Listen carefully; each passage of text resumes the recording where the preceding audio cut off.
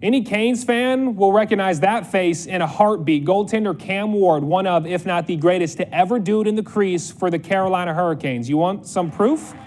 Pulling off some of the most jaw-dropping saves a goalie can make for more than a decade, and on the biggest stage at that. Does 2006 maybe ring a bell? Ward was an absolute brick wall in between the pipes, setting franchise records in shutouts with 27 and more than 17,000 saves. Oh, and if that wasn't enough, Ward became just the fourth rookie goaltender in NHL history to win the Conn Smythe Trophy.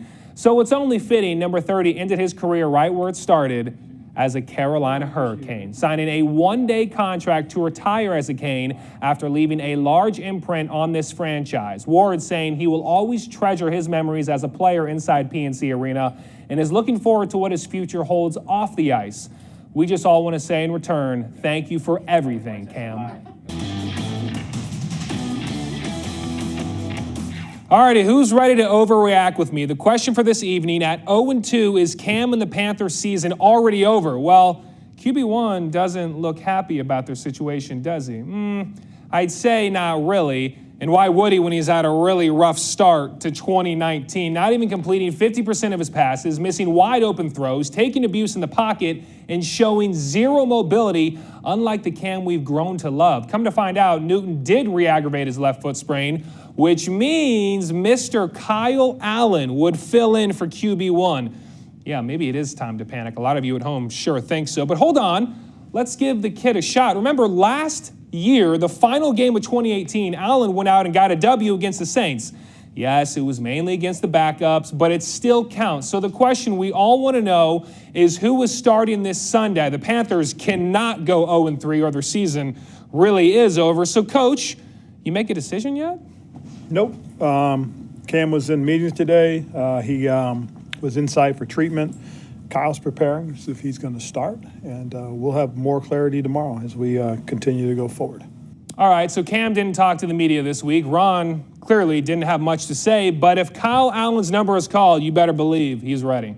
Our mentality is we just keep fighting. You know, we just got to clean up our mistakes from ourselves, and we just keep going because we're a really solid team, and if we clean up that stuff, we're going to be fine. I've been preparing the same every week, doing the same things every week, so if it does come to the fact that I play on Sunday, then I'll be ready. And so coming into this week, let's keep fighting and get a win. You know, just keep people on board, keep everyone together, keep fighting. Let's get a win. All right, we cannot panic, not yet. Remember, the Panthers still have Mr. All-Reliable and Greg Olsen and the best back in the league in Christian McCaffrey. Keep in mind, the season just started, and at the end of the day, it doesn't matter what we really have to say. What really matters is what these men think about themselves in the locker room. You know, one week you'll lose and, you know, everybody's against you. One week you'll win and, you know, everybody's back on the bandwagon, and that's the way it is. But the good teams stay poised through it all, and we got a lot of guys who know that, who believe that, and who are confident in us. So you could say this is a winnable matchup as Carolina will face rookie Kyler Murray and the Cards, also a squad looking for their first win of 2019. It was a true emergency for the Carolina Hurricanes. I promise that's not an exaggeration. So how about we start from the beginning? When the Canes visited the Toronto Maple Leafs this past weekend with goalie James Reimer in net. We know the name. We've seen him play countless times, but in the first period, this happened. Take a very close look. Jacob Slavin shoved into him in the crease, bending Reimer's leg back in an awkward position. That's why they have backups for a reason, though, right? Exactly. No need to worry. Not yet, at least. So enter goalie Peter Mrazek, a reliable netminder. Had a great run in the postseason for the Canes last year. But minutes later, this happened. Mrazek, a big-time collision, going for the puck before his head, takes a huge hit. Option 1 and 2 are out, and you're on the road, so now this really is an emergency. So the next question, Coach, what's going through your mind? First impressions weren't great, I'll be honest. And then when I saw the first shot go in and then the second one, I thought maybe this was, you know, getting punked or something. Nope, you're not unpunked. This was real life. So how about we go ahead and meet 42-year-old Zamboni driver David Ayres. His first ever NHL game, allowing 2 goals in the first 2 shots he faced. However, he settled in, stopping the next 8. So it wasn't James Reimer. It wasn't Peter Mrazek, but instead, it was this former Zamboni driver who helped the Canes get a pivotal win in a heated playoff race. Your thoughts, sir? I thought I wasn't going to be nervous if it ever happened, but I was nervous for the whole second period.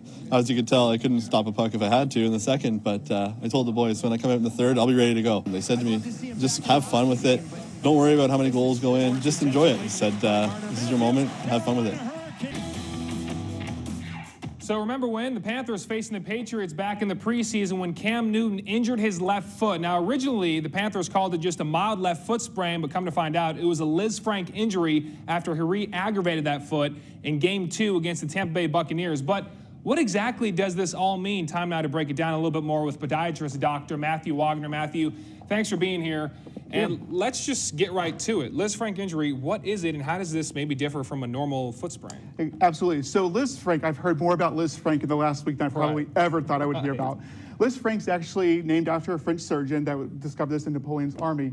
That's what the history of it behind it is. But what an actual Liz Frank injury is a mid-foot injury. It's affecting Cam Newton, and we actually have an example of the Liz Frank injury right over here to our right. Doctor, what exactly, I know this is a little more severe, but what are we looking at here? So this is a much more severe x-ray than probably what Cam has, but this is just to kind of demonstrate what's going on.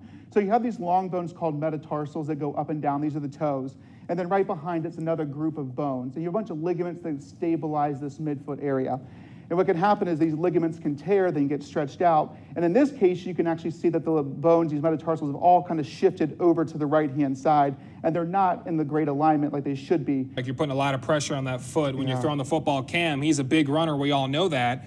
It could maybe take a lot longer than fans would hope. They're saying about 6 or so weeks, and again, you haven't seen the x-rays, but would you think that's a realistic timetable for a return of a mild Liz Frank injury, 6 or so weeks? Yeah, for a mild, that's kind of, I think, early, maybe a little bit. Again, it just really depends, but I would imagine at least maybe a little bit longer than 6 weeks or so to get back to his level of playing. Well, we'll temper our expectations, hopefully sooner rather than later, but with this kind of injury, obviously you got to take some time. But the good news, Kyle Allen, 2-0 in place of the injured Cam Newton. We just hope QB1 can return when fully healthy and not re-aggravate it more than he really could be out the entire season. Absolutely. But Dr. Wagner, appreciate the time as always and insight. Thank you. Thank you.